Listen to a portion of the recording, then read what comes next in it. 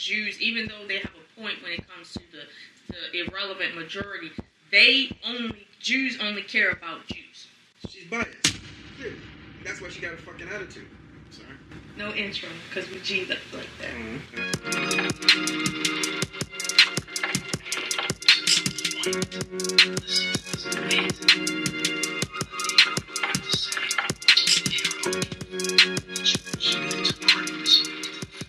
To you all, my name is Saba Ahmed. I'm a law student at American University. I am here to ask you a simple question. I know that we portray Islam and all Muslims as bad, but there's 1.8 billion Muslim followers of Islam. We have 8 million plus Muslim Americans in this country, and I don't see them represented here. But my question is, how can we fight an ideological war with weapons? How can we ever end this war? The jihadist ideology that you talk about, it's an ideology. How can you ever win this thing if you don't address it ideologically? Great question. I am so glad you're here, and I am so glad you brought that up because it gives us an opportunity to answer. What I find so amazing is since the beginning of this panel, which we are here about Benghazi attack against our people, not one person mentioned Muslims. We are here against Islam, or we're launching war against Muslims. We are here to discuss how 4 Americans died and what our government is doing. We were not here to bash Muslims. You were the one who brought up the issue about most Muslims, not us. And since you brought it up, allow me to elaborate with my answer. There are 1.2 billion Muslims in the world today. Of course, not all of them are radicals. The majority of them are peaceful people. The radicals are estimated to be between 15 to 25%, according to all intelligence services around the world. That leaves 75% of them peaceful people. But when you look at 15 to 25% of the world Muslim population, you're looking at 180 million to 300 million people dedicated to the destruction of Western civilization. That is as big of the United States. So why should we worry about the radicals, 15 to 25%? Because it is the radicals that kill. Because it is the radicals that behead and massacre. When you look throughout history, when you look at all the lessons of history, most Germans were peaceful, yet the Nazis drove the agenda, and as a result, 60 million people died, almost 14 million in concentration camps, 6 million were Jews. The peaceful majority were irrelevant. When you look at Russia, most Russians were peaceful as well. Yet the Russians were able to kill 20 million people. The peaceful majority were irrelevant. What? If the great horror was the Holocaust, because they killed 6 million Jews, or 14 million people died, but all we talk about is the 6 million Jews, then that means 8 more million motherfuckers died that we don't even discuss. Who was they? And why don't they get a day? You know what? We're gonna look that up. Yeah. Point taken. Look at China, for example. Most Chinese were peaceful as well. Yet the Chinese were able to kill 70 million people. The peaceful majority were irrelevant. When you look at Japan prior to World War II, most Japanese were peaceful as well. Yet Japan was able to butcher its way across Southeast Asia, killing 12 million people, mostly killed with bayonets and shovels. The peaceful majority were irrelevant. On September 11th in the United States, we had 2.3 million Arab Muslims living in the United States. It took 19 hijackers, 19 radicals to bring America down to its knees, destroy the World Trade Center, attack the Pentagon, and kill almost 3,000 Americans that day. The peaceful majority were irrelevant. So for all our powers of reasons and us talking about moderate and peaceful Muslims, I'm glad you're here. But where are the others speaking out? And since you are the only Muslim representative,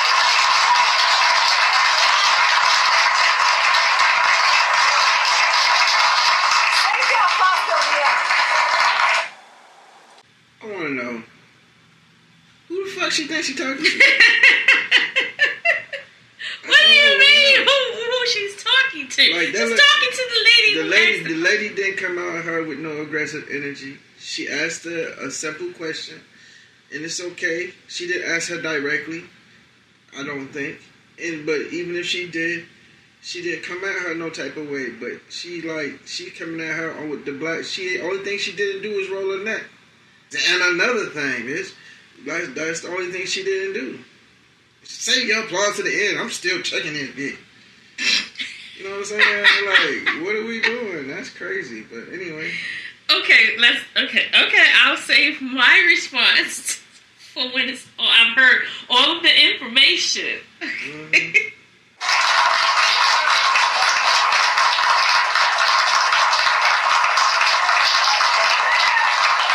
She thinks she's practiced.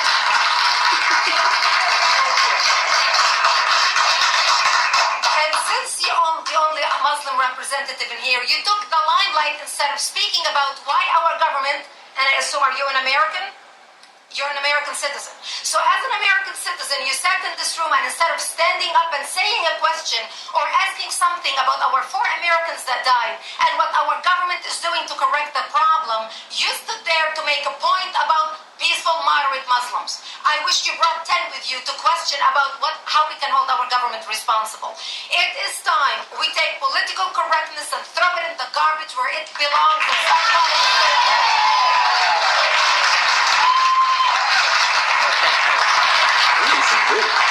In Trump's America, She probably got a man somewhere. Ain't no man on earth or any culture standing for no woman who talk like that. Because she talk like that at the house. Okay, let me see what happens.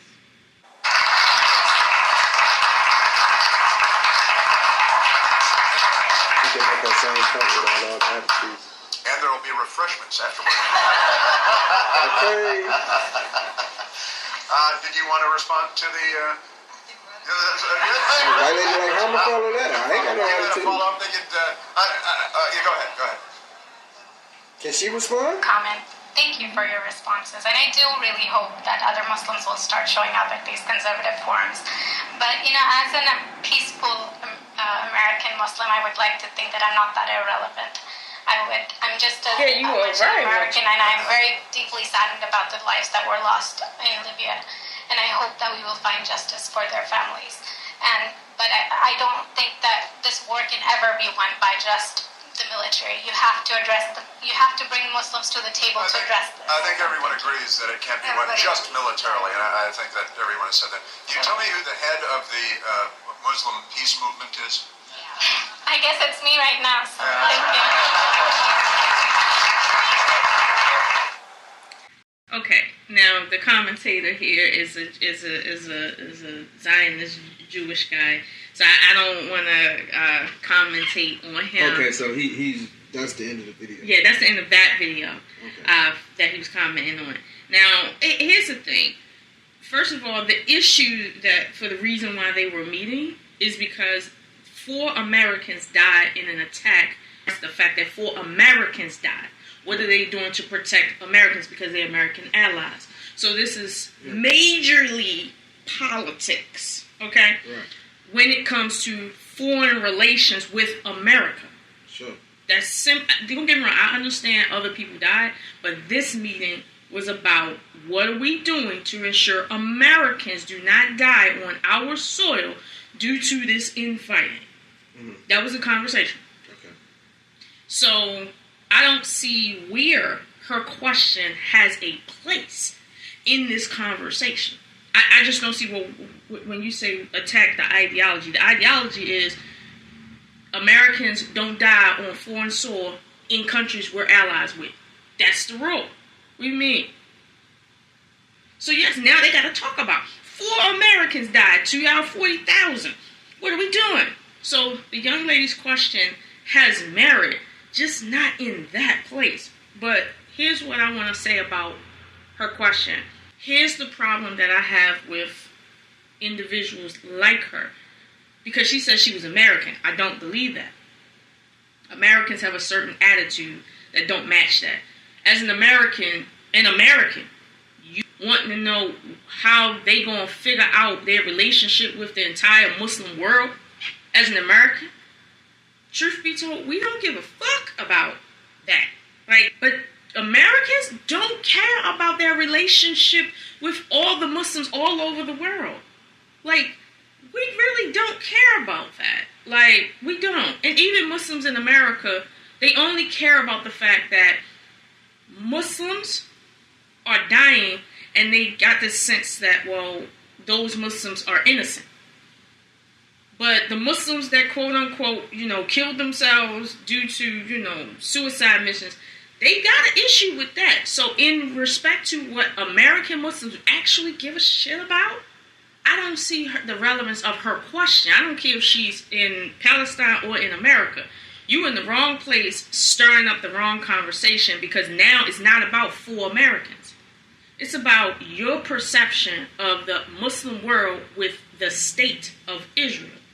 Not about full Americans dying. Because technically, most likely, those full Americans were mostly Christian.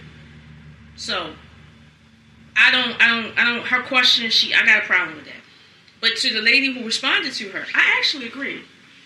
And I don't necessarily agree how snarky she put that. But I'll be honest with you, if she is Israeli, she might have an attitude of someone coming into an Israeli conversation and talking about, what do you think you can solve everything through military action? This is a military issue. So they have to address it militarily. So talking about, how are you getting the message out? It's like, this isn't about the messaging. 4 Americans are dead. Messaging isn't the issue right now. So her response, I feel, wasn't in the best taste, but I think there was merit for how she even said it. It is. Yeah. So I agree with that. Now, the numbers that you stated... She said 75% is peaceful. That's not a minority. Okay, I'm sorry, the majority. The peaceful majority is irrelevant when we're talking about, one, terrorism, and we're talking about open warfare. 6 people letting off, the wrong warhead, it don't matter that 88% of the country was peaceful, that they were in, shooting it to someplace else. It doesn't matter. And honestly, I think Palestine feels the same way. It doesn't matter that most Jews or most Israelis are peaceful. They don't care about the majority of peaceful Jews. They care about the people on their side of the line that's being affected. So both parties feel the same way she feels. Now, I think you might want to speak to the numbers issue. Go ahead. What are you talking about? Numbers? You said that she was off. Her math didn't make sense. I was talking about the 8 million people that she left out in that statistic. To say 14 million people were killed in the Holocaust and only 6 million Jews were killed. And when I say only, because 6 million people dying in a period, less more 14 is a lot. But we act like, that's like when they say Kobe Bryant's plane crash. It wasn't Kobe Bryant's plane. Somebody had to have been flying it because it wasn't Kobe Bryant. But we don't know his name or the names of the other 11, 12 people. We don't even know exactly how many other people was on there. But it wasn't just him and Gigi. It was at least 10 other people on that plane. And they've listed them somewhere, but nobody gives a fuck. Nobody knows. Nobody knows what they were like, what their lives were like, who they were. I'm sure they were important people. They're on a fucking helicopter ride with Kobe Bryant. So at the end of the day, if Kobe Bryant's life is not worth more than anybody's life on that plane outside of monetarily. Yeah. So at the end of the day, 2 people we know died, and let's just say 8. Yeah, 8 other people we don't know died. Why wouldn't there be a focus on the 8? Not that you should forget the 2, but the 8. Right. They should get some focus, especially. So the other 8 million people who died, who the fuck were they? Why is that not a stat? Why don't we say 14 million people died in concentration camps? Say 6 million Jews died in concentration camps. Okay, I see what you're what I'm saying. Are you of the opinion that her response just simply demonstrates that Jews, even though they have a point when it comes to the irrelevant majority, Jews only care about Jews? She's biased, clearly, and that's why she got a fucking attitude. So whether she fucking a Jew or she is a Jew, she got a bias towards Israelis, because I'm not going to call them Jews. We're not getting in that conversation, but you know, she got a bias towards those people. So that's why she like, okay, but at the end of the day, here's the thing. What she said was, you should be caring about the 4 Americans. Aren't you American? Okay. Can't 2 things be true? Does it mean that I don't care about Americans? She didn't say who I care about. She didn't say, won't y'all stop killing Muslims? She's like, oh, because you brought it up. She didn't say, well, I want to change this conversation to a religious conversation. She said, hey, you know, and I know, this has everything to do with religion, which is an idealistic war that has been going on, or a debate, or a conflict that's been happening based on how people think. The reason that we're disagreeing, it has come to war, but it's based on a clash of ideals. So if we decide that we're going to try to militarily solve this conflict, then all it's going to do is leave more seeds to grow war elsewhere. Assuming that you could kill it off, which is why she agreed that, no, I agree with you. We can't solve this militarily. You could have led with that and then went into what you had to say, and you didn't have to be a fucking bitch about it. So at the end of the day, your message would have been more received. It wouldn't have been seen as bias. And because what the lady was saying on there wasn't trash, but it just, her whole attitude kind of like undercut what she was trying to say. And I don't think the young lady came at her in no way. And it wasn't like, you know, some people ask some questions and they're like loaded, as you call it. Yeah. I don't think that was a loaded question. I think that was a well thought out question, which says, hey, here's a softball for you to say, if you have a proper response, what other angles do y'all would like to approach this situation with that doesn't involve military answers? What other ideals do y'all have? And she didn't have none, which is why, or at least none ready to speak on, which is why she came back with that. So she can agree that military action isn't going to solve this. But instead of her giving her eventually, even if she had to chump her off or check her first, eventually giving her answer, she never answered the question. That's politics. You spin, and then everybody forgets where the fuck we started from. Well, technically, she didn't answer the question because the premise of her statement is, 1, there is no answer. 2, this is the wrong place, even if it is. And 3, we don't give a shit about ideologically trying to solve why 4 Americans died on our soil in our war with people that's not America. President Trump sits inside of that Oval Office, and he'll be signing an executive order about men in women's sports. He'll be swearing somebody in for a new cabinet position, and they'll be like, hey, what about the shit in Gaza? Hey, because he'll take questions. And then they'll ask him about shit that he's not talking about. He don't be like, hey, that's a good question, but this ain't what we on right now. He just going to answer the fucking question if he got an answer. Or he'd be like, hey, come later because we're going to have a press conference about that. You're welcome and invited to come to that press conference. He's going to give you an outlet that's more appropriate, but he's not just going to leave you hanging. I agree with you. However, this is a conference with a specific goal and a specific agenda. This is not a presidential questionnaire from reporters that can ask him anything they want that is current news. It's not that. So again, so why are they taking questions at all?